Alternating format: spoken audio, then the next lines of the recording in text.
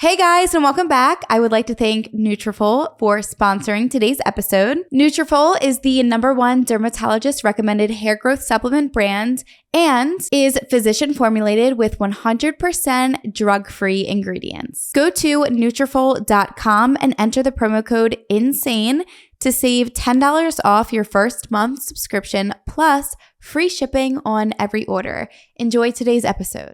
My name is Emily, and I'm in recovery from addiction. We'll just start from the beginning. I was born and raised in Annapolis. It's about 30 minutes outside Baltimore. I had a relatively normal childhood. My parents divorced when I was 13. I still haven't really made that distinction on whether or not it affected me or not, but I feel like it's important to put in there. But that also raises another important point, is that addiction does not discriminate. Class, race, anything. I shouldn't have been an addict. Someone on the outside looking into my life, a white upper middle class kid should be okay. I shouldn't be an addict, but I am, and that's it is what it is. I tried marijuana, alcohol for the first time at 13. I feel like that's pretty normal. Everyone starts to experiment around that age. And I really never had any issues with it. I've heard a lot of stories where people, I had my first drink at 13 and it was just like something clicked. Yeah. Nothing really clicked. So at this point in your life, were you living is it like joint custody? Like, were you living with your mom or your dad? I think I was in middle school. So it was like a week with my dad, a week with my mom. And everything in life you said was like fine. Yeah, okay, relatively normal. Okay. Around that point, my mom moved to Southern Maryland. Okay.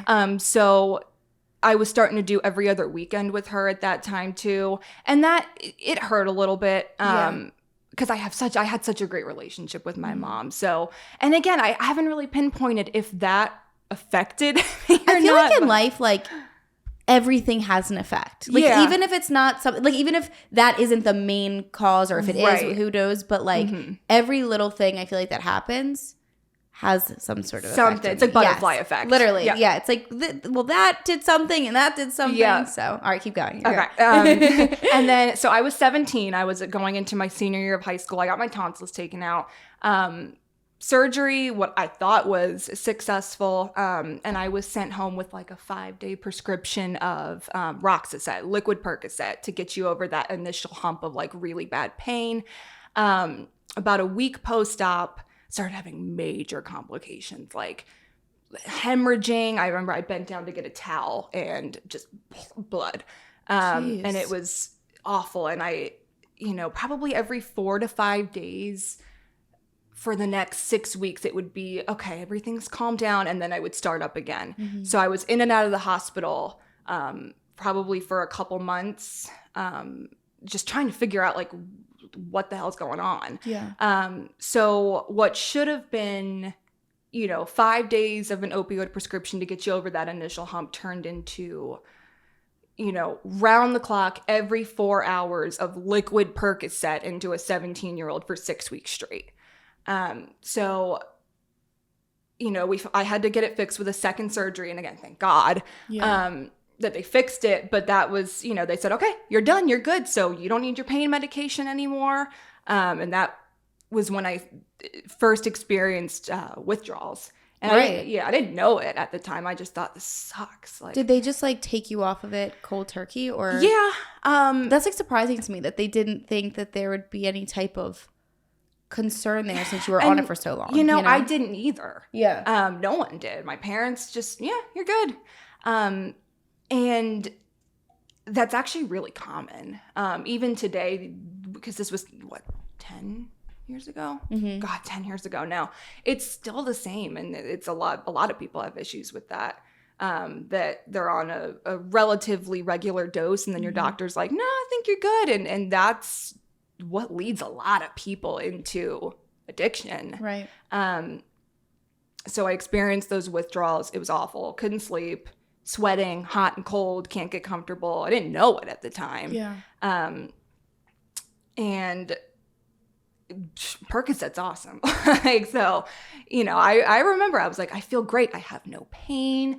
I feel all warm and fuzzy. I'm getting the best sleep, the best naps of my life. So I feel like that might have planted a seed for later on in life. But, you know, I got through my withdrawals, whatever. I finished my senior year of high school, relatively uneventful. And I started college. I went to University of Kentucky.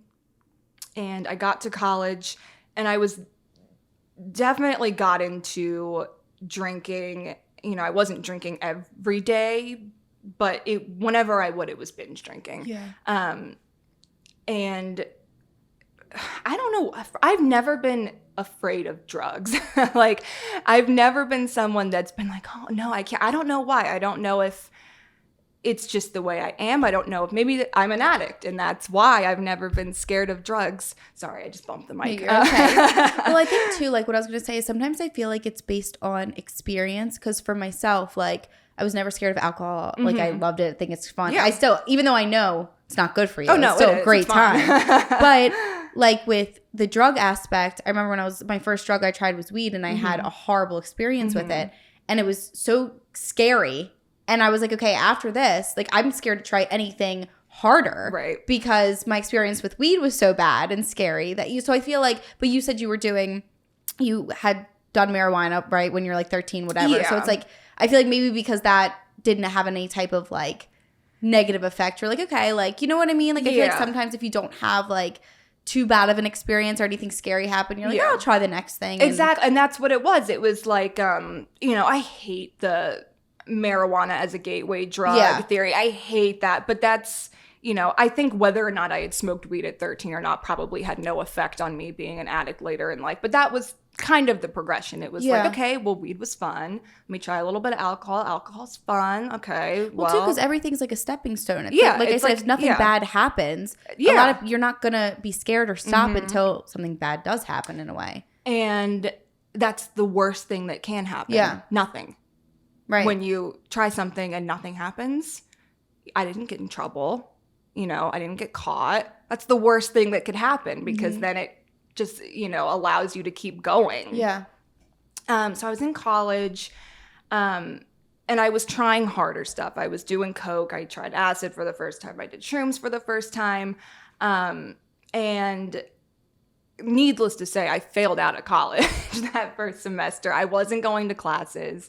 I was just having too much fun. Yeah. And my GPA was like 1 point something. So I came back home. I went to community college, and the plan was to go back to community college, get my GPA back up, and then go back. And, you know, I think in the back of my mind, I knew that's maybe not what I wanted to do. But at this point in my life, I was so scared of disappointing my parents, and I felt like there was so much pressure on me, especially after can I cuss? Yes. Okay. Anything. Like, especially after this major fuck up of failing out of college, I was so scared of disappointing the people around me that I just went with it. This is the plan. We're going to go back. We're going to raise our GPA, and we're going to get back to college. And I had that mindset. This is what we're doing. Even regardless if I wanted to or not, this is what we're doing. So I came home, I got a job. I was a bikini barista for a good chunk of my early adult life. And in theory, it was perfect. I would do my 6 a.m. to noon shift, and then I would go to afternoon classes, and it was perfect. And it was perfect for a little bit until I realized that all my coworkers were on pills. Everyone, every single one of them. It was like this open secret that, you know, they're all doing pills, but no one's really talking about it. The boss knows, but she's just gonna, you know, let it slide, ignore the problem. I met my boyfriend at that time who was also on pills, and it was just, you know, a perfect storm of this is what I walk into every day, are these people that are doing pills. Yeah, and if that's what you're surrounded with. Yeah, and it seemed so normal. Right. And the first time I tried it, a few days earlier, I had loaned my coworker $30, and she came in to relieve me of the morning shift. She said, "Oh, I got to pay you back. I don't have money, but I do have a pill. It's like, it's worth $30 on the street. Did she tell you what it was? I knew what it was. I think just from hearing them talk about it and seeing it, I knew what it was. And to go back, I've never been scared of trying drugs. Right.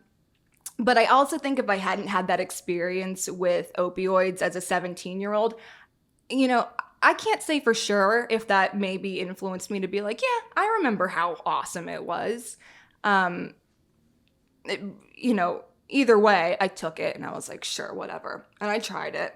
And it was great. You know, I'm not going to come on here as an addict in recovery and say that, you know, drugs aren't fun. They're great. That's why people do them. Right. That kind of started. I like to compartmentalize my life into eras, and I know that's kind of overused now, like, oh, I'm in my pill era now, but that's just, I think of the car I had, the people I was hanging out with, the boyfriend I had at the time, so and that kind of starts my first like era, is the way that I think of it. At this time I was making stupid money. I was, you know, making my little $5 an hour at the coffee shop, but I was making at least $200 in a 5-hour shift. So I'd walk out with $200 every morning to go spend half of it on my $100 a day pill habit. Because I was making so much money, I wasn't stealing, I wasn't really lying. And I was able to keep that up for a long time. At this point, my parents still trusted me. They had no reason not to trust me. And you don't think they knew at all? You know what? I don't know. I don't think they did. There were some, like, I guess, hiccups that would pop up. Like, what's this I found in your car? And I was always able to talk my way out of it because they still trusted me at that time. They had no reason to not. So they took whatever I said at face value. That would change very soon. But at that point, I was kind of getting away with it. But at this time, I also had this deep anxiety starting to build up because I knew what I was doing was wrong. So I could feel this just super deep-seated anxiety starting to build because, you know, I'm lying to my friends back in Kentucky about what's going on. I know what I'm doing is wrong.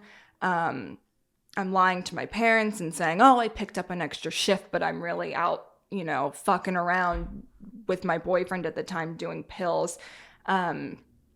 So while I was able to keep it up, it's like in the back of my head, I knew, like, I can't keep this up. Yeah. All of my relationships at that time were all based on drug use. All my friends that were a good influence on me were all back down in Kentucky.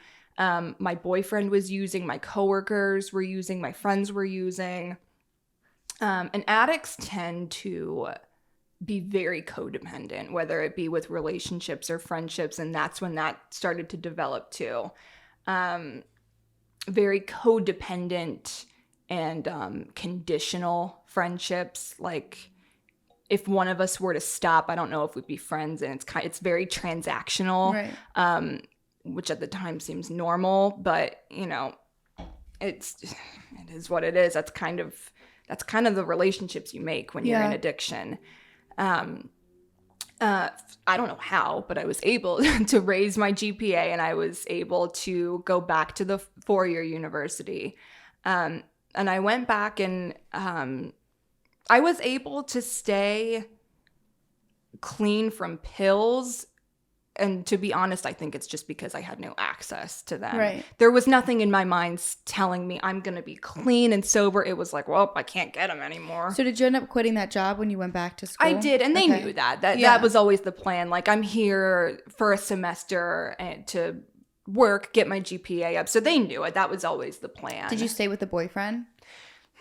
We tried. Okay. And I think because I was picked up and taken out of that situation that I was able to kind of pull it together a little bit, and he was not. Okay. By no fault of his own. He was just kind of left there in that situation, and he continued to use, and it didn't work. Yeah. And to be honest, I really don't remember. I don't remember how it ended or how we broke up. We did end up breaking up. Okay. So I went back to college. I did the exact same things as I was doing the first time around. I was just drinking and partying, doing drugs, not going to class. But this is the time when I had the first thought of, I don't know how, but I'm different than everyone else. I don't know how these people, we just had a night of like railing lines and doing shots, and they're just able to get up and go to class the next day. Like, I don't know how, but I'm different. I can't just do that.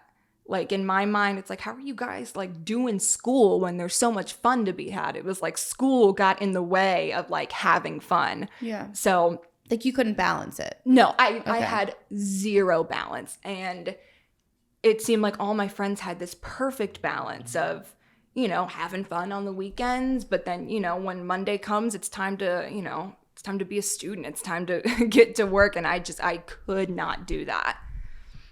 So I failed out of school again. And I think I dropped out before I could get kicked out. So I came home again. And at this point, I don't know what to do because college is done. That's my second major fuck up in life. So I'm kind of at a low point. I went back to my bikini barista job. A few of the same people were there, a few new people. Within a week, I was using again. Mm-hmm.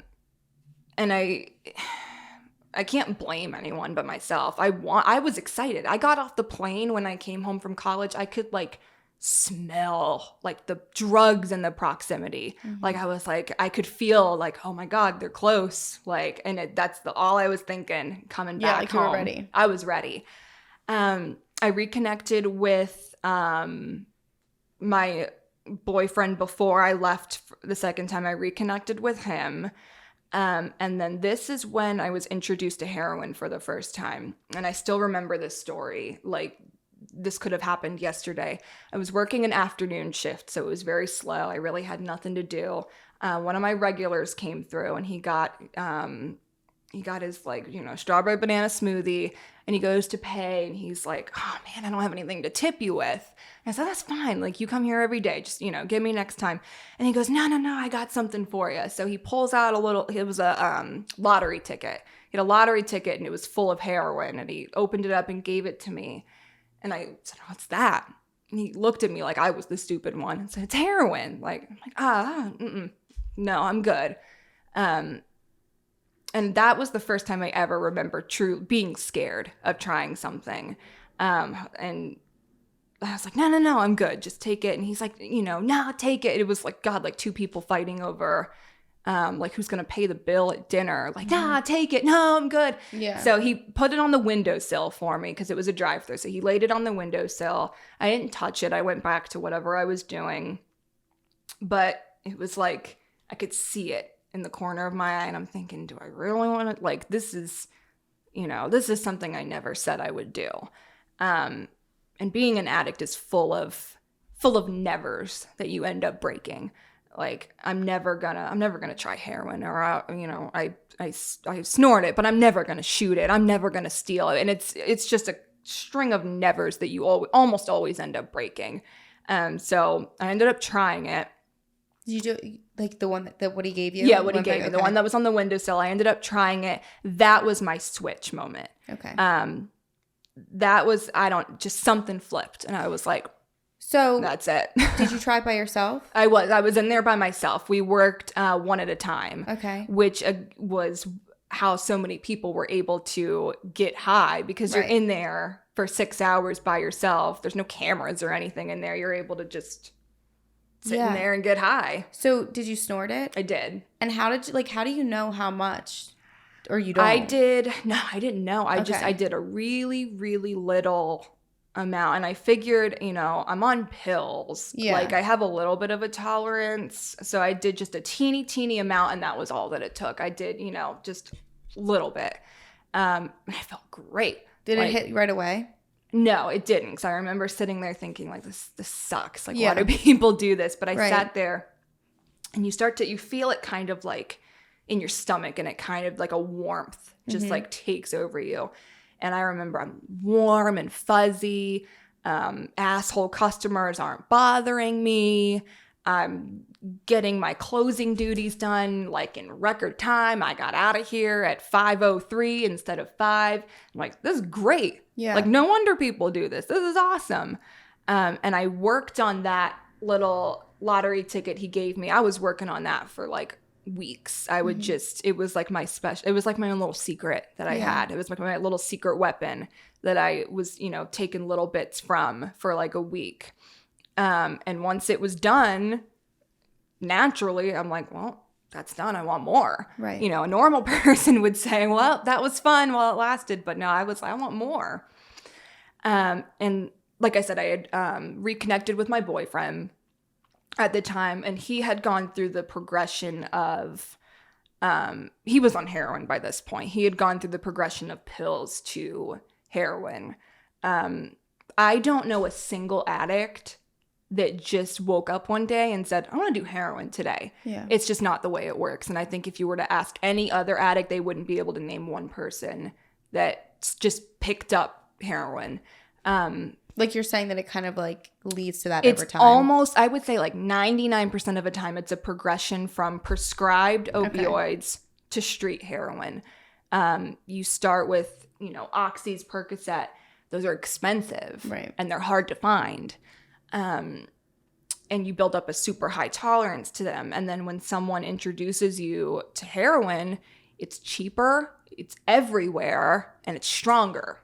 Mm-hmm. So any addict, why would you not? Right. And so at this time, we are like into the opioid epidemic in this country. So pills became harder and harder to find. And so when you take pills away, it allows for dealers to step in and say, hey, I got this for you instead. And that's exactly what happened. So I became pretty much a regular heroin user for the next maybe 6 months. I was introduced to my dealer at the time, which sounds weird, but again, I kind of like group like parts of my life into who did I know? Who was my dealer at that time? What was I doing? So this is around fall. And I decided I wanted to start cosmetology school. So I did do hair school. And I started hair school in the fall with a full-blown heroin/pill addiction. I don't know what part of me thought that was a good idea or that I could sustain that. But I was able to. I held it together for maybe like 9 months. And looking back to what I was using, who was selling it to me, I was doing 100% fentanyl. I didn't know it at the time, but knowing what I know now, that was straight fentanyl, which is so dangerous. I would do a little amount that big, and I would be knocked on my ass for 4 hours. Yeah. Like I would wake up hours later and which wasn't just do it all happening over again. When you took it the first time. No. And then, so it was stronger. Yeah. And it was gray. And a lot of people don't realize that fentanyl it's like a gray color. And so I was doing straight fentanyl for months and months and months. So by maybe I'm coming towards the end of cosmetology school, getting high is a full-time job.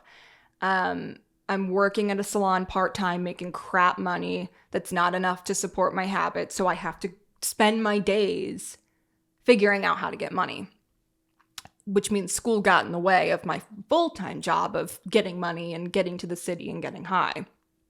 At this point, one of my best friends showed me how to go to Baltimore and get high.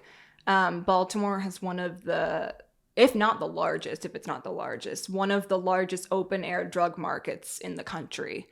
So when you go there, you don't have to know someone. You don't have to pick up the phone and say, hey, I'm 10 minutes away. Where do you want to meet? Oh, let's go to 7-Eleven. You just have to drive there and they will find you. You just need to drive through West Baltimore and they will flag you down and they will literally find you. They know how to pick people out. That person wants drugs. That's crazy. It is. I remember witnessing it for the first time. Like, this is insane. my friend drove me there. He said, keep your windows open. Don't bump your music. Don't make eye contact with anyone that I'm not telling you to make eye contact with. Don't look down alleys. Just keep your eyes ahead of you. I will tell you who to make eye contact with. And I was terrified. It's like, what? And I was like, what are we doing? Like, I'm to the point where I'm putting myself in these dangerous situations, and for what? Yeah. You know, and that just, again, started a cycle of putting myself in stupid situations. Right. For what? And, you know, that's what you do, unfortunately. I was going to say, like, I think that, unfortunately, that's kind of like your safety becomes the least of your concern. Absolutely. Yeah. I did not care.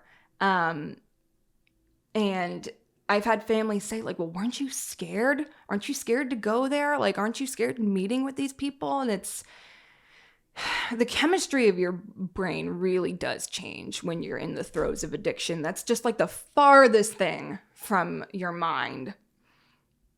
There was one time I was, this is such an like awful story. I was waiting to meet my guy. I was in West Baltimore. I was in my car on a street corner, and I rolled up and he gave me my stuff, and I said, hey, this one's really short. Like, look at that. It's like half full. And he said, okay, you're right. Let me go grab you another one. So he left, and as I'm sitting there twiddling my thumbs, I hear gunshots behind me. I'm just kind of on my phone, and I hear pop, pop, pop. And I could smell it immediately. I didn't know that you could smell when a shooting happens. It's like smoke. And the first thought to a normal person should be, I got to get the hell out of here. My first thought was, shit, he has my drugs. Right. Like, what am I going to drive off and leave my drugs here? And so I sat there and waited, and I'm sitting there like, okay, let me count to 15. And if he's not back, I'll go, okay, let me count to 15 again. Let me count to 60. He came back, but so it wasn't him that got shot. No, it was not him. Thank God. No, he came back. I remember it so vividly. He threw it in the window. He was running. He threw it in the window and kept going. And I was like, all right, cool. Now I can go. That's crazy. Now I can leave. Oh my God. Yeah. So by the time I finally was able to get out of there, they had already blocked off the street. First responders were already on the scene. I think about this cop, this lovely lady, every day. They had the street blocked off, and I'm just trying to get out of there at this point. I just want to go. And she said, like, no one's getting out of here. You're in a crime scene right now. We just blocked off the street. And I just gave her this eye contact, like, help. Yeah. And she waved me through, and I was able to go. And I think she knew what was going on. Like, this girl was just in the wrong place at the wrong time. So I was able to go. And I think back to that, like, how ridiculous is that? My first instinct should have been to put my seatbelt on and get out of there, not sit there and wait for my drugs to be delivered to me. Yeah.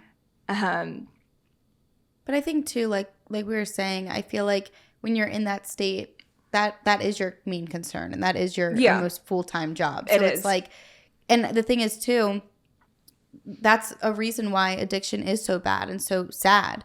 Because it's like everything else around you that once was important, like your safety and your loved ones and your jobs, all that, none of that, all that kind of like disappears. Like all that matters is the drug. Like people, I mean, I'm sure you know, people will do anything for it. Yeah. So it's like because it's an addiction. Yep. And your brain changes. It's like things that were once so important to you just don't matter. And we're still trying to figure out that process of, it's so weird. Your priorities change, you age regress. Right.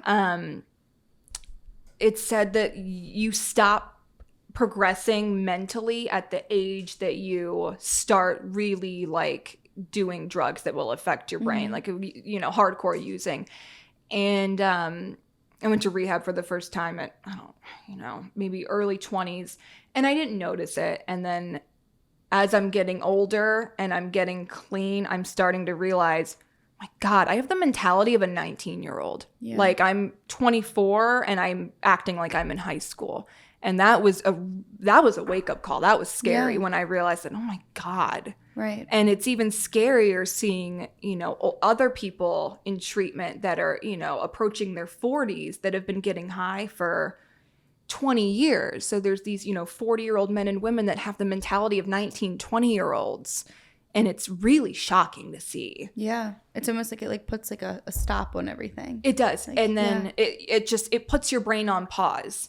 And it takes years to fix it. Okay, so I figured out how to go to Baltimore, and I had figured out they have this crazy open air drug market where you can literally pull up in your car and you do the transaction through the window. So we were doing that, and this is when I first had the introduction to IV use. And which is what? Like IV, like shooting. Okay. Yeah. So shooting heroin. Yes. Okay. Well, we'll get there. Okay.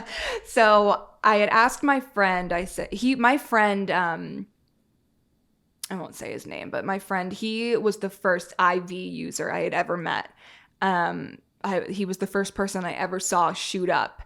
And I couldn't believe what I was seeing. I was like, oh my God, you see this in movies and on TV, but I can't believe I'm seeing this in front of me. And after hanging out with him for so long, I said, I want to try it. Like, I want to see what all the fuss is about. And for addicts, there's an unspoken rule that you should never be the person to give someone their first needle. Mm-hmm. One, selfishly, you don't want to be responsible for that. You don't want that hanging over your head. And is that just because it's like taking the next step kind of deeper into it? Right. So because it's more intense and serious than snorting it. Absolutely. Like on my end, I don't want to be responsible for that. I don't want that over my head. On your end, I'm about to ruin your life by giving someone their first needle. And that's the kind of the unspoken rule. You don't be that person. Yeah. So the first time I asked him, he said, no, you don't want this. Trust me. Like, it's not fun. You don't want this. And I can't remember how I ended up convincing him to do it, but I convinced him to shoot me up for the first time. And I did a speedball. So I mixed heroin and cocaine together and shot that for the first time. And it was nuts. I remember he did it. He took the needle out and he handed me a pillow. And I was like, what do I need? He's like, you're going to want this. And I was like, all right. So I took the pillow from him. I'm not feeling anything. He said, okay, well, maybe you have low blood pressure. Get up, run around and get your blood pumping.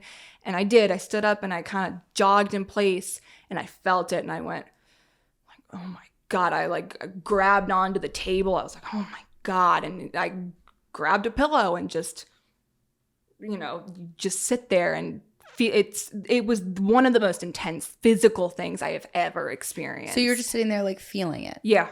I couldn't do anything but just sit in it. Feel it. Yeah. I couldn't talk. I couldn't move. And then it finally started to wear down. And my first thought was let's do it again. Really? That was awesome. How long do you think it lasted? The feeling? So a cocaine high, an IV cocaine high, it lasts seconds. Okay. So it's quick. It's quick. You feel that initial rush of whoa, and then it's gone. IV heroin, you feel that initial rush, and it's a very it's a shorter come down. So it's kind of hard to explain. And you start that here, right? Mm-hmm. Right in your arm. Okay. Yeah. And then it's kind of over time that if you use that vein too much that you go to other areas, right? Okay. So yeah. And then I was at a point I had used up this arm. I had used up this arm. I had used up here. I had used up over here. And then luckily, I think that's where I ended up getting clean. Yeah. I stopped in my arms, thank God. But I definitely know people to shoot up in their neck, to shoot up in their feet. Toes. Yeah. Their feet. Yeah. I think there's a major vein in your crotch area that you can shoot it to. And I've seen people do that. It's nuts. Yeah. So did you do it again after that first? So I did. Right after? Right after. I was like, okay, well, since I did cocaine and heroin together, I want to do a shot of cocaine and then I want to do a shot of heroin. So I did, because I wanted to see how each one felt. I was a fucked up science experiment. Right. So I did a shot of each and I decided I like Coke better. I think that's what we're going to go with. So I started using cocaine intravenously, which you don't hear about a lot. I was going to say, I don't even think I knew that. It's with my circle, everyone's doing it. Everyone was, if you weren't doing just coke, you were mixing it in with your dope shots. Okay. I was just doing straight coke. So, and it's so up and down. You become a crazy person. Mm-hmm. And when you come down from an IV coke high, you fiend immediately. It's like I gotta get more. I gotta get more. It's Which like is crazy. It's you said irrational. It's so short, yeah, right? it's an irrational panic. Mm-hmm. Like I remember one time we had done the last of the coke, but I didn't know it was the last of the coke. So I had come down and I said, all right, let me do another one. He goes, what do you mean? That was the end of it. I don't think I've ever had a meltdown like that. Just what? What do you mean? Like I it's the weirdest feeling. It's the most intense, irrational, crazy, fiending for more. And so because I was so up, down all the time, I was going up with coke and then I would come down with heroin to kind of ease that crash. I was up and down. It ended me up in the psych ward. How long do you think that you did that for? Oh God. Probably a summer. Okay. A summer every day. And were you working at this point? At this point, I had been kicked out. I had been kicked out of cosmetology school. Okay. Because I had missed so many days that they were like, all right, you missed so many days in a row, you're out. You can't miss 10 days of school, and then we just let you back in like nothing happened. So your days mainly were drugs. This is all I did. I was Okay. lying to my parents saying that I was in school all day, but really I would leave my car at school. So if anyone drove by, they would see my car in front of the school. My friend would pick me up. We would hustle up some money. We would get to the city, go back to his house, get high all day, and then I would go home. That's all we did every single day. I loved it. I loved it. I didn't like the bad parts where it's I'm dope sick. I feel like shit. But it's that was a pretty good life to me at that time. Doing nothing but getting high all day. And how old were you think, at this point? I had maybe just turned 21. Okay. So I think I was 21. And I'm 28 now. So this is, it doesn't, it doesn't seem like that long ago, but it is. It's that long ago. I ended up in the psych ward, and I don't remember getting there, Was to that be totally your honest. Parents doing? Or? I don't remember. Okay. I think it's because I knew that I needed help, but I was not ready to admit it to myself, and I wasn't ready to admit it to any of my friends, any of my family. And I think I kind of used it as I gotta get somewhere, but I can't just go to rehab. Right. And I was there for maybe a week. I was in the psych ward for a week, and then this is around the time where my mom started getting sick. My mom started having health issues. And my mom, she had MS. She had a lot of stomach issues. So she had been ignoring this for a long time because it's, if any time she would go to the doctor, they'd be like, oh, it's a symptom of your MS. So anytime something came up, she'd be like, whatever. Yeah.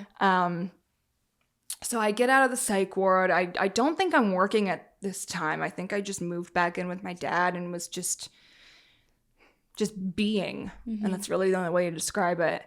And my mom was diagnosed with cancer. She had stage 4 metastatic gallbladder cancer. So by the time they found it, it was in her liver. And for lack of a better term, they gave her a death sentence. They said, we can try. We can, we can give you chemo and the medications, but that's really all we'd be doing is buying you time. But we can try. Mm-hmm. And so of course my mom was like, well, yeah, we're going to try. And I had a conversation with my dad.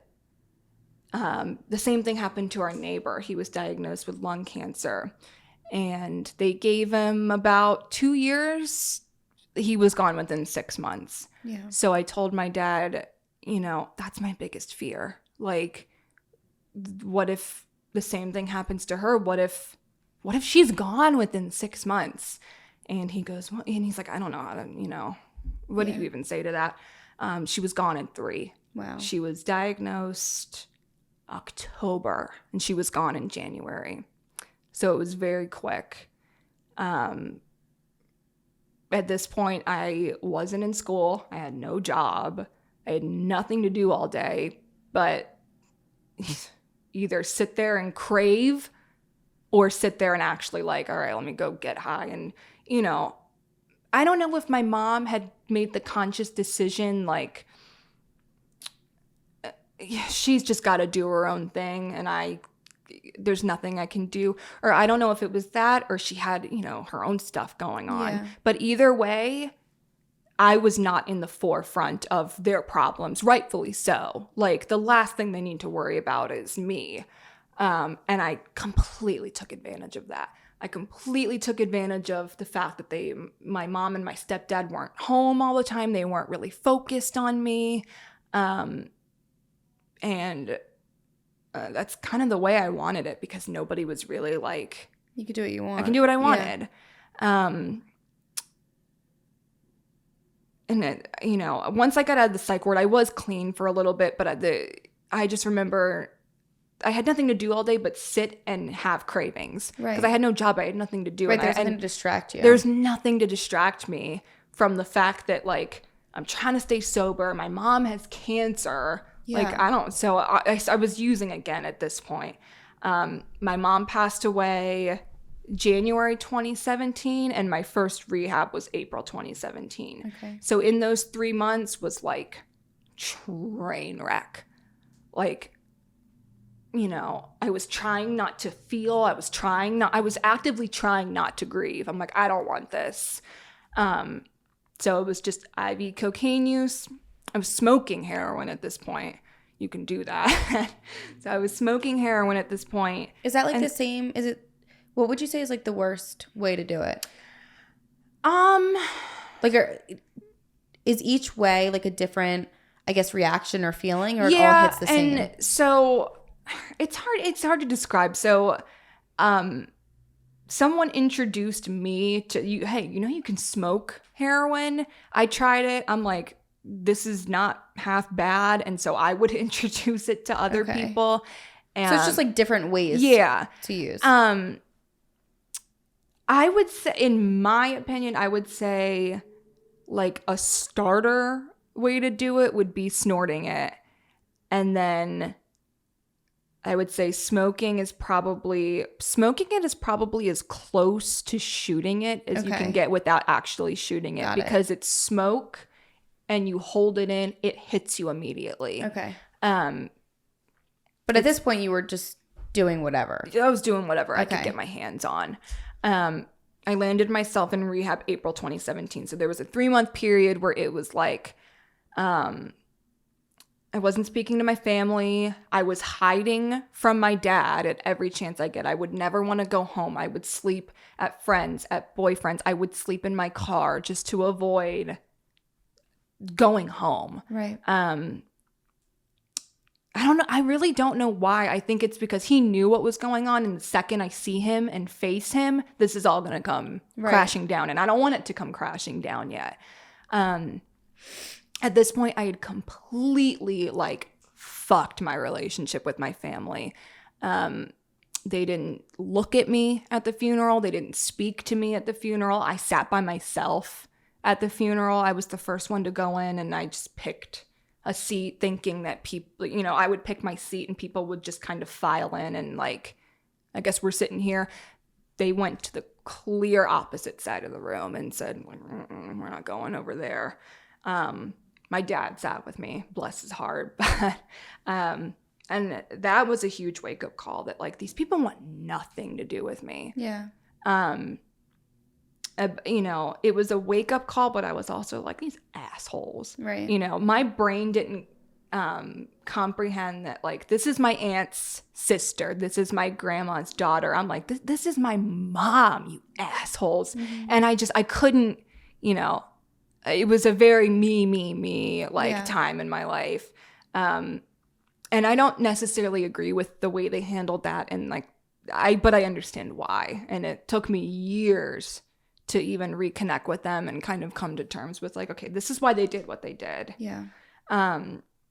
I ended up in rehab April 2017. I was only there for 2 weeks because my insurance wouldn't pay for any more. That's the American healthcare system at work. I was there for 2 weeks. I got out and I went to my first recovery house in Annapolis.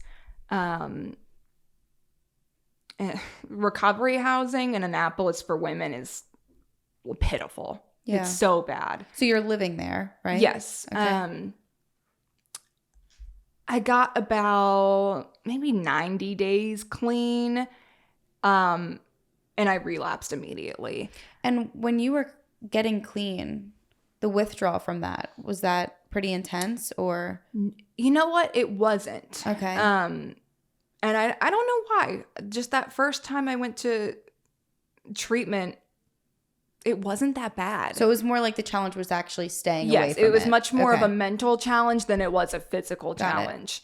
And, you know, I almost wish that it had been worse, because maybe that would have like been like, I don't want to I don't want to do that ever again. But it was so like, I had fun there. Like, you know, I was finally a little bit more clear-headed. I made some friends that I still talk to. Mm-hmm. So I was in a recovery house. I got maybe 90 days and I relapsed. And I don't know why. You know, I wish I had some kind of something that happened and that's why I went back out. But like, I think it's addiction. There's no rhyme or reason. Like, I feel like if it was easy, it wouldn't be a problem. Yeah. You know? And, you know, so I relapsed after about 90 days. I moved back in with my dad. You know, I told my dad that I was going on a podcast, and he said, with all due respect, I'm probably not going to watch it. Mm-hmm. But I was like, okay, I get it. And he said, you know, just if there's one thing that I want you to say, just tell him that I never gave up on you. No. And I was like, okay, I'll tell him. But make sure that they know. He really didn't. You know, this whole time I'm treatment, back with my dad. Psych ward, back with my dad. You know, parents kick out their adult addict kids all the time. I was going to say too, everybody has a different way of parenting. Yeah. You know, and I think some people, I mean, you hear stories where the parents are strict and they do everything they can and it still doesn't work. Right. You know what I mean? So I just feel like, and like you said, your mom was going through a lot and everybody does it in their own way. But I think the main thing is support, because if you didn't have support, I feel like that would be even worse. Yeah. You know? And now a word from our sponsor. All right, guys, as we get older, unfortunately, our hair starts to thin. At least mine has. And I don't really specifically know if it's because of aging or because of stress or maybe just everything combined, but it has happened. Especially I notice it when I put my hair in a ponytail, and I definitely started to feel a little bit nervous and scared about it, but rest assured, you are not alone. I experience it, and actually 1 in every 2 women experience hair thinning. It is very, very common. That being said, I have started using Nutrafol's newest hair supplement, which is 100% vegan and has natural ingredients to target the root causes of hair thinning and to promote healthy hair growth. No matter what the cause is for the lack of volume or the hair thinning, Nutrafol takes a whole body approach with their vegan supplement, and they help you feel better and look better. Along with all of the amazing benefits that Nutrafol has to offer, it has been so easy to add it into my daily routine. I literally take my 4 pills every night with dinner, and I know that with consistent daily use, I am promoting visibly way less hair shedding, and I am on the path to thicker, longer, and faster growing hair. Take the first step to visibly thicker and healthier hair. For a limited time, Nutrafol is offering our listeners $10 off your first month subscription and free shipping when you go to Nutrafol.com and enter the promo code INSANE. Find why over 4,000 healthcare professionals recommend Nutrafol for healthier hair. Nutrafol.com, spelled Nutrafol.com, promo code INSANE. That's Nutrafol.com, promo code INSANE. Now back to the episode. He didn't know what to do either. Yeah. But he was there. And that's really all you can do. Right. You be there. That's like literally all you can do. I moved back in with him, and I started another job at this time. Very soon after starting, I realized that one of my coworkers was like a severe alcoholic. And my fucked up brain, I used this to my advantage because I was flying under the radar. Because everyone was focused on, oh, she's showing up drunk to work again, and oh, she had to go to treatment again, and she's a mess. And I was completely flying under the radar. I was working, getting high, and no one knew a thing. No one knew until I told them. I literally called in one morning and said, hey, I'm not coming in. I'm going to go to rehab today, so have a good day. I'll see you in 30 days. And they were completely blindsided. So I was, holding it together. Went to treatment again. And that was, you decided to go back? You know what? I think it was my dad. Okay. I think he was like, you're going like tomorrow. I don't remember what led up to it, but I remember it was like, you're going. I went back to, it was Hope House. Shout out Hope House. They're amazing. They do amazing things there. I'm a frequent flyer miles at Hope House. This is where I met my daughter's dad. We met in treatment. That was the first time I was in treatment. I was there for just after Thanksgiving. I was there for Christmas, and I was there for New Year's. And it was bad. And that's that time I did have really bad withdrawals. I showed up. They give you a drug test when you get there, obviously. And this is when fentanyl is really starting to become a problem. Fentanyl's hitting the streets. I tested positive for fentanyl when I got there. They stripped me. They took my clothes. They took my bag, everything. They threw everything in the wash. They threw me in the shower. It was like, it blew my mind to see people being so careful around someone who's even come in contact with fentanyl while I'm like putting this in my body on a daily basis. The withdrawal was awful. I don't think I left my bed in maybe 4 days. So do you think the difference between the first rehab and then this one was the fact that there was fentanyl in your system? I think so. Okay. I think that's really the only thing I can think. And it's worse with fentanyl and you go through withdrawals quicker. Okay. If you were to do pure heroin and you stopped, you could probably maybe go like 12 to 24 hours without really feeling like, ooh, okay. With fentanyl, you feel it like after 6 hours. Okay. You start to get sick. So were your withdrawals, it was like throwing up and all of that? Like throwing up, sweating, hot and cold. You can't sleep, which I think is the worst part because you can't even, sleep through all of this. You can't sleep. Your muscles ache. You can't stop moving. You feel like you just have, you can't stop moving your arms and your legs. I literally took my sheets and I tied my legs together, and I tied my legs together and I threw the sheet. It was a bunk bed. So I threw the sheet up in there and I pulled it up to raise my legs and hold them together. It was the only way I was gonna stay still. You can't walk. You can't move. I had to, the TAs had to come into my room every, couple days and make sure I was alive and change my sheets. And that was, set me straight for a little bit because I'm like, I never want to feel this way again. How long do you think that lasted, the withdrawals? 4 days. And that's typical. It's usually if you can get over that 3 to 4 days of severe withdrawals, you can probably make it out through the other end. But the problem is trying to do that in a non-controlled environment when you're, if you try and do that at home, what's to stop you from being fuck this, I don't want to do this anymore. Right. Especially if you're miserable. Yeah, if you're miserable and the only thing standing between you and feeling normal is going and, getting high, you're going to go get high. It's I can't imagine a person that would have the willpower to do. I mean, I'm sure some people do as people do it, but I would never be able to have that kind of willpower. Finished up a 30-day stint at Hope House.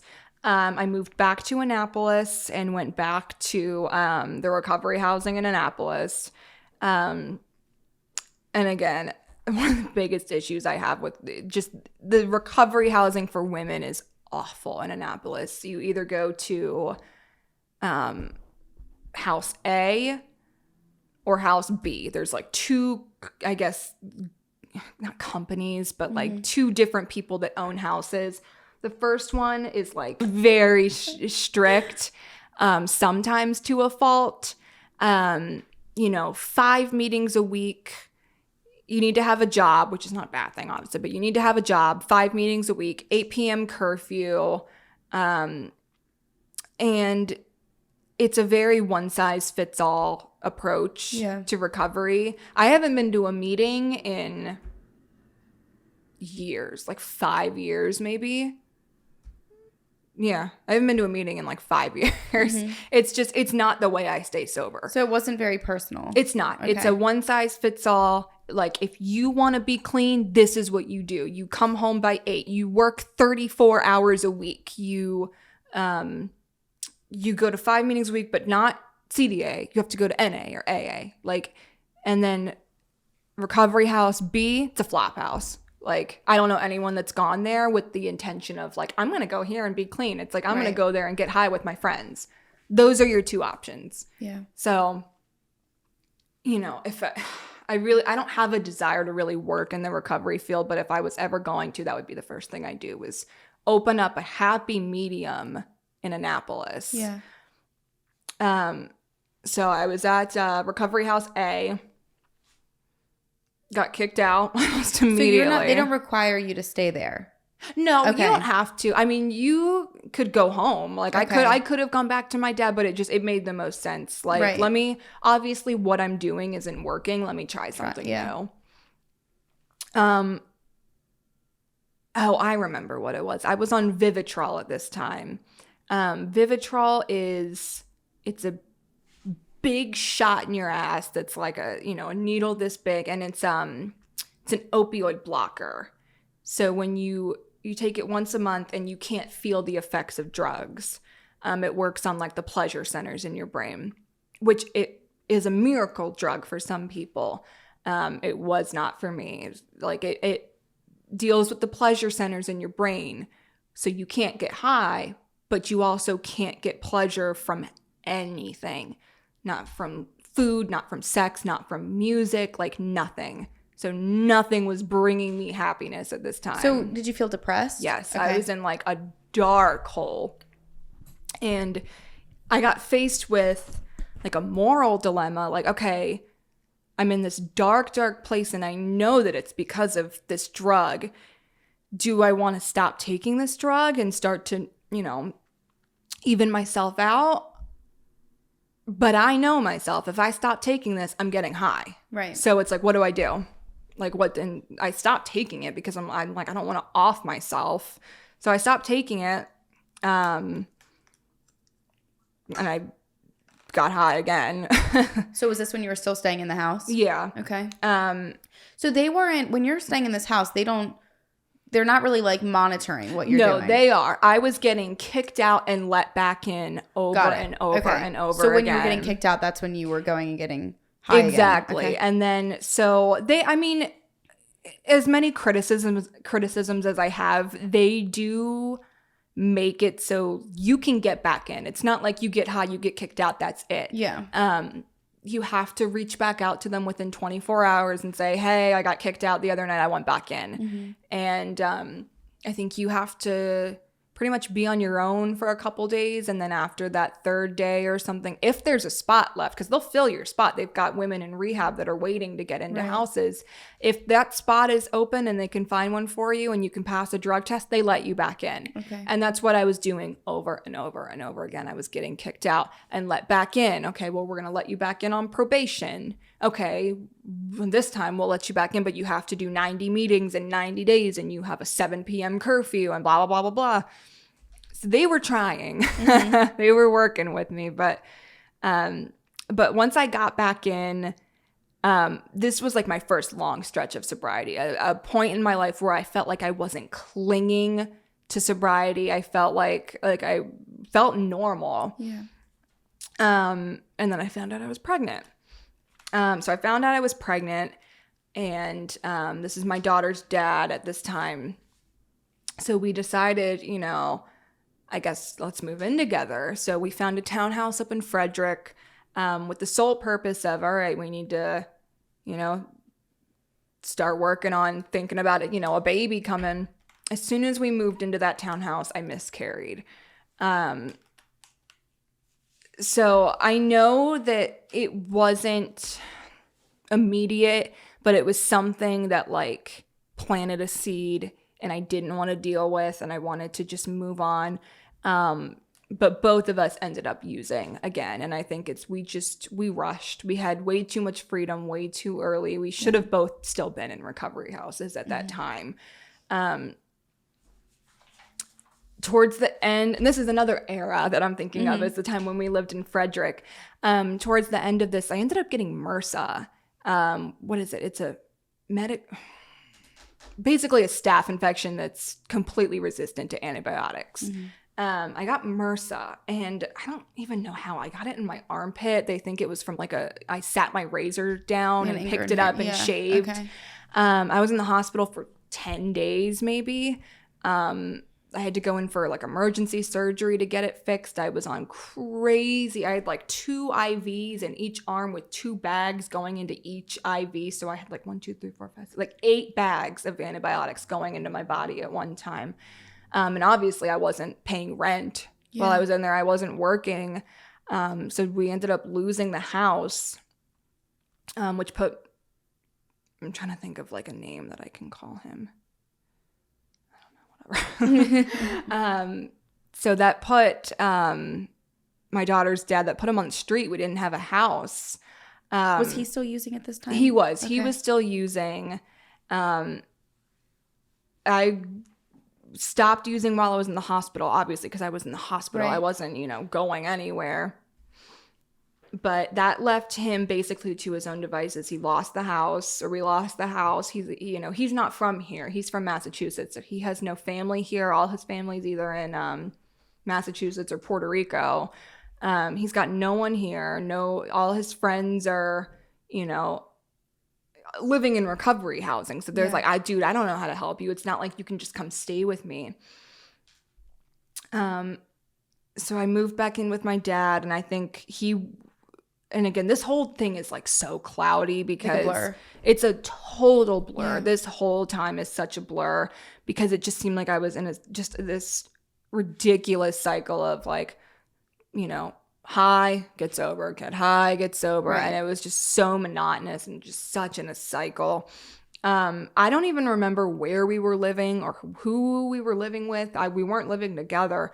I found out I was pregnant again. And that sent him straight to rehab. He was like, well, we're going to have a baby.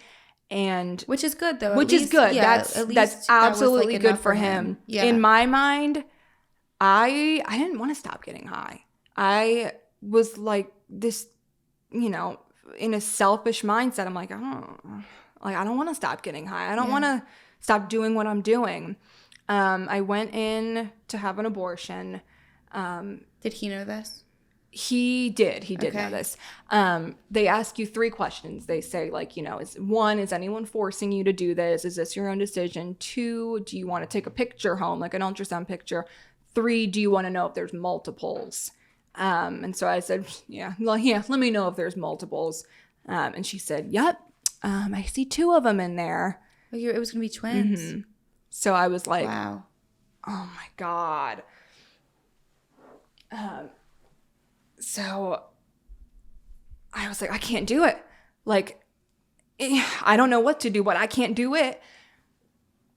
So they called my dad into the room, and I told him, and of course he was like, why? Yeah. I was like, look, I know this is what needs to be done. I can't do it, at least not today. And he was like, that's fine. We'll go home. We'll talk. We'll come back. I did go back they did another ultrasound, and we found out that the pregnancy wasn't viable anyway.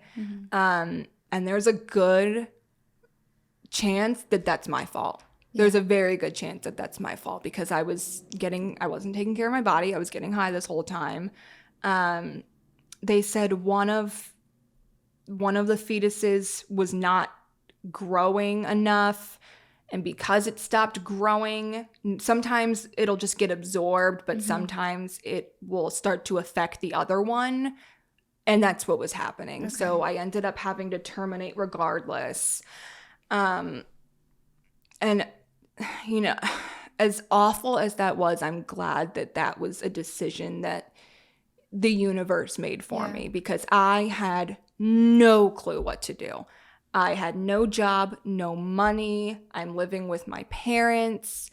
I'm severely addicted to heroin. I'm like, what?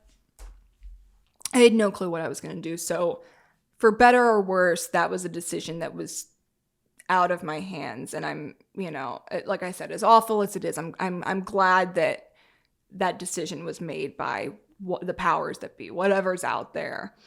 And then I kept using, and that just, you know, sent me into a spiral, like in a lot of introspective thinking. Like, what am I doing? I'm getting older.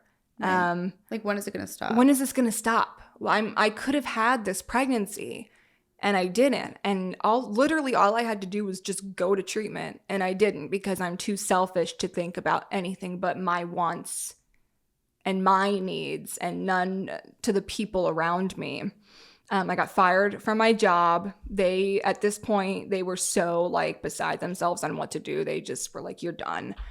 And then this brought me back to a point. I have no job. I have nothing to do all day. And it started up again, where all I do all day is hustle up some money and get high. And that's all I did. I think we were both in recovery houses at this time, and we were both using, but we somehow like didn't get kicked out. I think we were just hiding it. And then around October 2018, I found out I was pregnant. Again. And this is the one. The one. So I found out I was pregnant. I was on the phone the next day with treatment centers. Like, I need to get into treatment. I don't know. You know, I can't do this again. I was denied from, I think, 3 or 4 different rehabs that said, nah, we're not going to take they said, no, we're not going to take a pregnant lady. They just didn't want that responsibility of having to detox someone that's pregnant. So I got denied from 4 different treatment centers. Or they told me that I had to go to a detox first and then go in. But I was trying to make this like as quick as possible. Yeah. Like, I didn't want to have to tell my dad, okay, you know, I'm going to rehab, but I have to do this first, and then I have to prove that this, and then this can happen. I just wanted to go in there and be like, going to rehab, bye. Right. Like, that's what I wanted. One fix. And it wasn't happening. Yeah. And luckily, I stayed in touch with one of the counselors at Hope House, and I called her. I think I called her cell phone. I still had her number, and I told her what was going on. And then they called me back later that day and said, okay, you can come. And I am so grateful to her. Her name is Jen. I love her. She's an amazing lady. She has pulled me out of some shitty situations in my life. I love her. So went into, this is my last and final rehab, God willing. This is my last time. I was able to do my 30 days. I moved back into recovery housing probably around, I had 30 days clean, and I was like 12 weeks pregnant. I get out, start working at Red Lobster because I'm like, I just need something. And start working at Red Lobster. And they knew about the pregnancy, and they were very cool about it. Like, you work until you can't work anymore. And then at this point, I think I was very pregnant. I moved into an Oxford house. An Oxford house is I have nothing but good things to say about Oxford houses. And Oxford House is a very good step. I would say that it's probably like an inpatient rehab, recovery house, Oxford House. You're on your own. Okay. The house has its own bank accounts. We pay our own rent to our own landlord. We buy our own food. We pay our own electricity. We pay our water. We get to decide who moves into the house. So it's not like we don't wake up one day and, oh, I guess we have a new roommate today. We get to decide who comes in. We get to decide who leaves. And like I said, I have nothing but good things to say about Oxford House. I think moving to an Oxford House is one of the best things that could have ever happened to me. It taught me a lot of responsibility, and it gets you ready to be on your own, because when you're living in like a traditional recovery house, you put your $150 a week in the box and I don't know, the lights stay on somehow. That's really all there is to do. Let's see. So I was able to move into a women and children's house. And then my daughter was born July 2019. How long were you in the Oxford House for? Oh gosh. I moved there when I was very pregnant. I think I was like maybe 8, coming up on 9 months pregnant. Do they have like time limits on those houses? Nope. You can stay for a couple months. You can stay for 20 years. Okay. Like you can stay as long as you want. So the point of it is what basically? Like, is there any type of structure there, or is it more like, okay? Yeah, absolutely. There's structure, but it's all, the structure does not come from like an outside office telling you, hey, you need to do drug tests on everyone today. It comes from within the house. So we elect a president, a treasurer, a comptroller, and everything is handled within the house. And are all the people that are staying there, are they recovering addicts? Yeah, everyone is in recovery. So you have like a kind of like a good support group. Absolutely. So I had my daughter July 2019, and she moved into the Oxford House with me. I was able to take her home. You know, it was great bringing her home, and you know, I'll kind of go into that with having a newborn baby in a recovery house has its, you know, ups and downs, but we definitely had to deal with CPS visits to the house when I first brought her home, because I'm an addict in recovery when you have a baby. And I was on Suboxone at the time. That was one of the conditions of getting into treatment was, yes, we'll take you, but you have to go on Suboxone. And Suboxone can be used as like a short-term detox, like to help you go through the withdrawals. Like we'll give you 10 milligrams Monday, 8 on Tuesday, 4 on Wednesday, 6, 2, and then, you know, you taper down. Or it can be used as like long-term maintenance. Like you take 8 milligrams a day and that's just what you do. And so at the time that my daughter was born, I was on Suboxone. Doesn't matter what they're born on. It doesn't matter if you're prescribed it or not, how much, how little. If you are born, or if she's born with anything in their system, you get a visit from CPS. Yeah. And it was hard. I mean, you know, at this point I had a little bit of sobriety, and it, you know, the woman was lovely. Don't get me wrong. She was nice, but it's hard, you know, when you think you're doing so well and then you see CPS walk through your door to make sure that you have hot water and formula, and it was almost like a slap to the face. Right. And you know, I don't even know if that's standard that you get an actual visit from CPS, because sometimes you can get reported and they go, whatever, no, we're not doing anything. Or I don't know if it was one of the nurses or what, but dealt with that. While I loved living in an Oxford house, having a baby there, you know, it's fine for where I was in life, but looking back, you know, it's a revolving door of people. Someone comes in, they're there for a month, they relapse, they get kicked out, we vote someone else new in. And, you know, there's like a core group of maybe 2 or 3 of us that stayed there. But for the most part, it's people in and out constantly. You never know who's, you know, I mean, we interview and we vote people, but you still never know. Right. The amount of times I've had to like kick someone out and then pack their room up. And I'm like, okay, we've got alcohol, we've got needles. You're bringing all this shit into the house. Like, this is a women and children's house. I've had to clean out people's rooms all the time. And I find their pills and their drugs in their room. I'm like, oh my God. Like, it just makes you think, like, we've got kids here, for God's sake. Right. I just always felt like I couldn't trust anyone.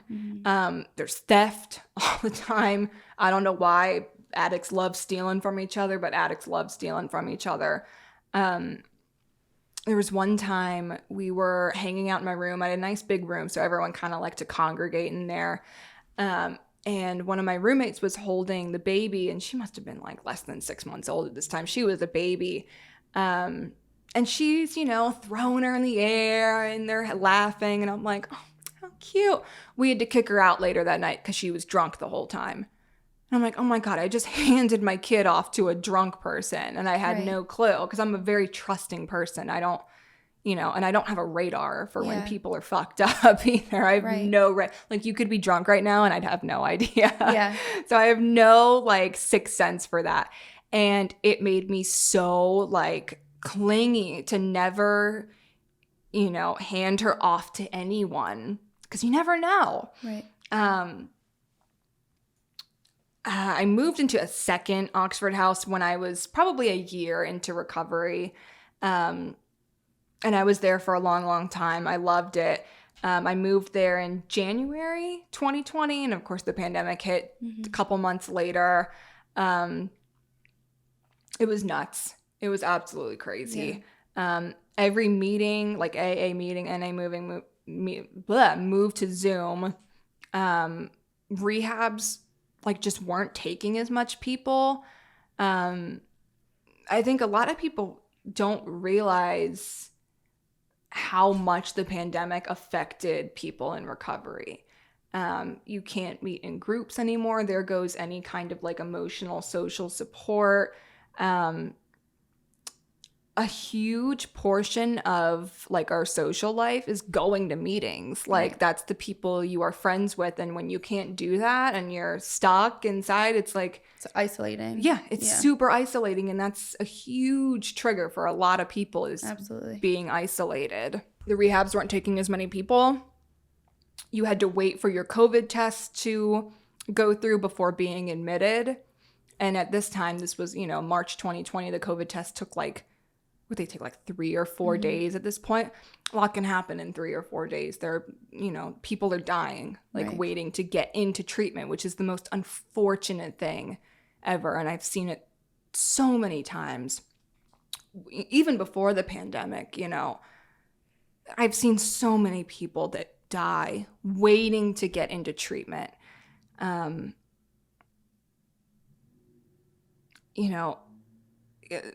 Wait lists are months long. And like I said, a lot can happen even in 3-4 days, couple months. And it's unfortunate. A lot of people didn't even want to go because you have roommates in there. They shoved like 4 people into a room in there. So nobody wanted to be in close quarters.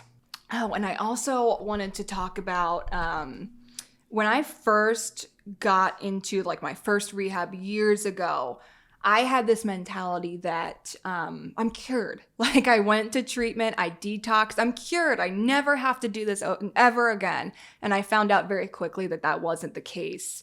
And even I've been clean and sober for years now. And I still deal with this bullshit all the time of this cycle of like starting a job and everything's going good, and then I let it slip. I let it slip that I'm in recovery, and everyone's opinion just shifts immediately. I could be the best worker, and it just like people's opinions around you. Yeah. I worked at a therapist's office when I think I had like a year clean at this point, and I started there. And I was living in an Oxford house at this point. So it's really hard. I guess hide isn't the right word, but it's hard to hide it when you're living in recovery housing. That's where you live. That's what you do. That's a huge portion of your life. It's hard to, not talk about it. So I let it slip. Well, I feel like the thing is it shouldn't have to be something that's hidden because exactly. And I think that because of the world that we live in, and I don't know if it'll ever change, but people are so judgmental. Yeah. And everybody wants to think that, well, if you lived a lifestyle like that, then I'm better than you in a way. Oh my God, yeah. And I think that that's bullshit because you are where you are, and everything that you went through to get to the point took a lot of work. Yeah. So it's like, it's part of your life. It's part of your experiences in life. And I feel like it shouldn't have to be something that's hidden. If anything, I think it makes you stronger and more powerful because it's like, yeah, I did that. I got through it and look where I am now. I love that. It's true though. It's like, it's annoying. I don't understand it. Yeah, no one sees it. But there's always something like that. And like something smaller, even as like tattoos. It's like, as you know, it's like people will look at you and have a certain mindset because, oh, she has tattoos. Why? You know what I mean? Or like, it's just crazy to me that because someone, you know, maybe was an addict or because somebody did this or even like somebody, I don't know, it could be anything. I feel like people automatically jump to this judgment of either you're lower than them or you're not capable of as much or not as trustworthy, something, anything. They see it as a moral failing. Yeah. Like, this is a bad person. Right. Right. Can I trust this person? I don't think that's true at all. I'm not a bad person. I've never been a bad person. Right. I've been a sick person. Yeah. I've been a person that needed help. Yeah. But I don't think that I've ever been like, I mean, who can even say what makes a good person or a bad person? I don't think I'm a bad person. Right. I don't think at this point in my life, I don't think I'm an untrustworthy person. I think, you know, but that's what people find out. Yeah. And so of course I let it slip. And when you say that, you mean you would just like open up about? Yeah. Like when people start asking questions like, oh, where do you live right now? I'm like, oh, I'm in Linthicum. Oh, do you live with your boyfriend? No. Yeah. Oh, you don't? But don't you guys have a kid together? Yeah, I have roommates. You have roommates? Well, yeah. And it's like, you try and dance around it, but like it ends up coming out. And sometimes it just doesn't go the way you think when you let it out. Like, okay, well, yes, I live in Linthicum. I live in recovery housing. I live there with my daughter and we're awesome and doing great. And it's, you know, oh, okay. Like, so I let that out. You know, I didn't even let it slip. I opened up. I opened up to my boss about it because we were just chit-chatting. Yeah. And then towards the end of the time that I worked there, I was on the phone with a patient and I put him on hold. I said, okay, I just got to grab your chart from upstairs. Let me put you on hold. I'm going to run upstairs. So I go upstairs and I go looking for his chart and I find my chart. And I'm like, ooh, I want to see what's in my chart. I can open it. I found a letter dated for within my first week, saying that I don't think Emily would make a great asset to this company because of her drug use. She lives in a recovery house with her daughter and claims she has a year clean. This is a letter that somebody wrote about you. This is my boss. After I told her all that, my boss wrote to the practice manager. Oh, how kind. Yeah. Saying that, you know, I'm nodding out at the front desk. Mind you, I had a 6-month-old baby at home. She's still not sleeping through the night. She's eating. Of course, she's still eating in the middle of the night. Of course, I come to work and I'm tired. Exhausted, yeah. Saying I'm nodding out at the front desk. I was on Suboxone, so I think I took it at work one day. The wrapper was in my file. Like, here's what she takes. Here's the milligrams. Here's how she acts before she takes it. Here's how she acts after she takes it. I think she should be let go due to her drug use. And did they fire you because of that?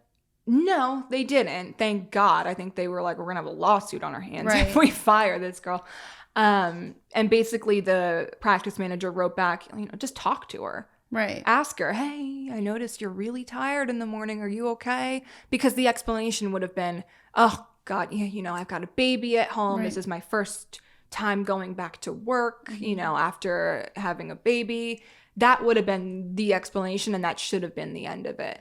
There was also another time I was answering the phone, and someone called, and he said, "Hey, is Dr. So-and-so taking Suboxone patients right now?" And I said, "Oh, and I'm sorry, he's not taking new patients right now." And this guy like broke down on the phone and was like, "I don't know what I'm going to do. I really need help."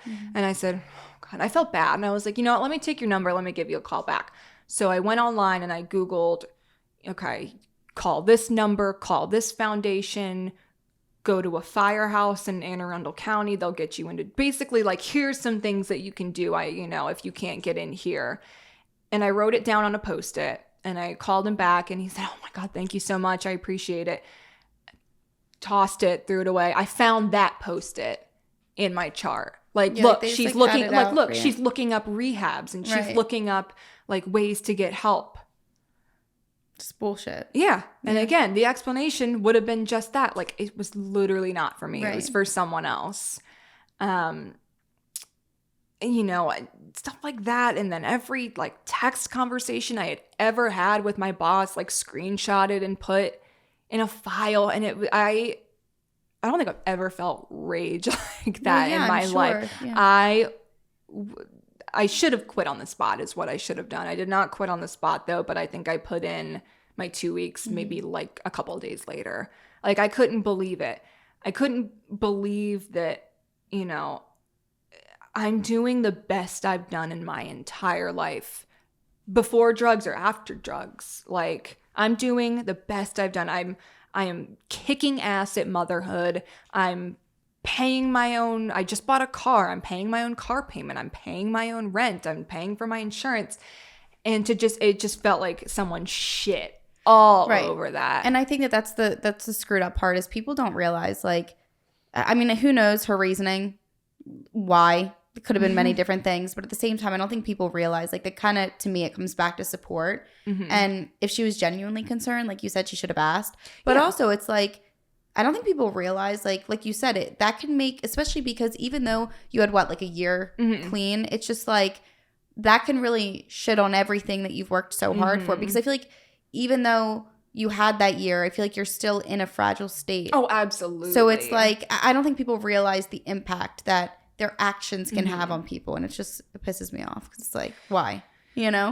And I was a mess for a while. I just kept going back and forth between angry and sad, and maybe I'm not doing as good as I think I am. Like, I feel like I'm doing great, but maybe I'm not. Like the judgment of others. Yes. And it's, no one likes being judged. No. And no one deserves that too. That's why it always comes back down to just people being there. And like at the end of the day, everybody's going to make their own choices and decisions, whether that's right or wrong, good or bad. But everyone's going through their own shit in their own way. So it's like to judge others based on that is just fucked up.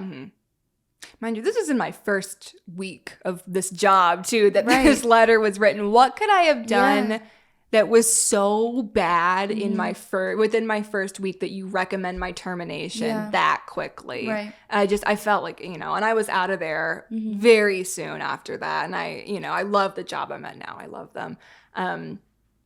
But I have my boss. She comes in, I don't know, once a week or so, and I have the coworker that I see every single day. And I told her, I'm going on a podcast, and I told her, and she knows, and she doesn't care. And she's like, "Oh, that's awesome." And so we were kind of like, we were writing this basically, kind of. She was helping me outline everything. And my boss comes in, "Oh, what are you guys doing?" And I told her, "Oh, I'm going on a podcast next month," and blah blah blah blah. And she said, "Oh, what is?" So and she already knew that I was in recovery, but I had to go, "Oh, well, I'm just gonna go and tell my story." And she said, "Why would you want people to know that?" Like, come people on, have such dude. different mindsets on shit. Like, the thing is I think that there's a big group of people that think it's easier and better to hide your flaws. And then there's the group that realizes by being open and sharing them not only can help you, but help so many other people. Absolutely. And I think that it's the fear of judgment. It's the fear of whatever else. And I think a lot of people, but that's why I'm always so proud of the people that come on here because one, I know for a lot of people, it's their first time speaking in front of a camera, sharing their story for the public to hear. And also it's just like a lot of people don't have the courage to come and literally be vulnerable and open up and say, okay, this is what I've been through and I'm here now, but it's so inspiring and it's interesting and it's real. Like there's so many people out there that go through shit, you know, and enough people aren't willing to talk about it. But I feel like if more people opened up and kind of let go of that fear of judgment, maybe people would be better off. Yeah, I think people would be better off, and it would make everyone a little bit less judgmental. Right, a little bit nicer. Yeah, exactly. A little bit nicer. She said, why would you want people to know that? And it just didn't even occur to me that I'm letting people know. It's kind of, you know, if one person can hear my story and not even get inspired. I'm not talking, get inspired and turn your life. If one person can hear my story and just go, that's all I get it. That's all I ask for. Yep. And that's the thing too, is like, I feel like it's interesting because like you said, you're not on here to say, oh, drugs aren't fun, but it's more like to know and hear someone else's story of like, okay, here's one type of lifestyle and here's another type of lifestyle and I'm choosing to live this one because it's better for me and it's better for my child. And, you know, so it's interesting because I think that there's so many different stories and experiences people can have. But I think that it's just so interesting that you can see how both different lifestyles can affect you and what's better for you. And I don't know, because I think that coming on here and saying, oh, well, it was horrible and it was this and that. Of course, there was horrible aspects, and it isn't the best way to live life. No. But you know, I just think that it's inspiring that, you know, having your daughter was able to make you have that change and just be like, okay, I need help. I'm going to do this for her. And ultimately you ended up doing it for both of you. Exactly. And yourself. And I think that's incredible. And how long have you been clean now? Oh gosh, 5 years. Okay, yeah. Amazing, good job, yeah, congratulations. That's seriously incredible, and it's great. Yeah. Like I'm so happy, and you know, when I was in treatment, we'd have people come in and share outside meetings, and it was people like me that have, you know, had it 4 or 5 years, and they come in. And they would come in and say, my life is, mind you, I have about 5 minutes clean at this point. I'm sitting in a rehab, and they'd go, my life is so great. I just bought a car and I just bought a house and I have this and that and my family trusts me and I'm rich now. And I would be sitting there like, fuck you, fuck you. Like I cannot relate to any of this. And so I always said if I ever shared my story, I would just come in and talk about like, I'm happy, we're okay, we're doing okay. Like, you know, I'm content, I'm safe, and that's what the feelings of being clean and sober is what I want to talk about. Not the material things that I've gained along the way, but just the feeling of peace that I have now. I no longer live with this in a constant state of anxiety. I don't feel like I have to watch my back. I don't have to think about the people that I have around me because I know that the circle I have around me are good people. And that's what I always wanted to share, the feelings that come with being clean. Yeah, I was going to say too, like the ability to be able to put others first too, like not just yourself and not just, I think it helps you become less selfish and ultimately you're healthier because you're, you know, you're putting your health first and mental health, physical health, everything. Right. Which is incredible. Yeah. But seriously, it's amazing. Congratulations. That's really, really good. So are you still living in the Oxford house now? No. So I have an apartment. Okay. It's me, my daughter's dad. We're all together living in an apartment. Amazing. And we are about to buy a house, which I know I just said I wouldn't do. That's good but though. We're starting house hunting. Good. And we're okay. Yeah. You know, we're not, you know, we still have our issues. We still have our day-to-day, but we're okay. It's such a good feeling to come home, you know, like when I leave here, I'm going to drive home. I'm going to plop down on my couch that I bought and I'm going to watch the TV that I pay for. Yeah. And I'm going to go take a nap in my bed that I paid for. Yeah. And it's such a good feeling. And I never thought that I would have anything like that. I did not plan to live past about the age of 23, 24. I never saw life past about maybe my early 20s and the fact that I'm here approaching 30 and we're okay. I mean, that's all I can ask for. And you're sharing your story. And I can't express enough. I always tell people, I think the more experience that you have in life and the more shit that you go through makes you just a more incredible person. No matter how dark or how bad it is. Of course, like in those moments, it's never good. But I think that all of those things, they make you who you are. They make you stronger. And they teach you so many lessons in life that you wouldn't have without it. You know, so I just think that's incredible. And I think it's amazing where you are now. I think, you know, I know that you said not to inspire, but it is an inspiration because to have that many years clean, people still struggle every day, you know, and I think that it is something that people can watch and they can relate to it, or they can be like, I get it. But then they could also watch and be like, okay, well, if she could do it, I could do it. Right. And I think that's something that you should realize too. And like I said, I always say you should be so proud for wanting to come on and even share your story to people, because that takes a lot of balls. Yeah. A lot of balls. So getting sober is probably one of my biggest accomplishments. It was hard. It was hard. And staying sober too. Yeah, and staying sober. Because you had the moments of like going back and forth and back and forth. So you got it all, you know it. So. Yeah. There's a saying that people always say, like, what is it? Let me think. It's my worst day sober is better than my best day getting high. I think that's bullshit. That's such bullshit. Like, I've had some really shitty days in sobriety, and I've had some really good days in active addiction.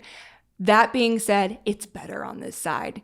It's, you know, anyone who's listening, I can promise it's better on this side. Life is better.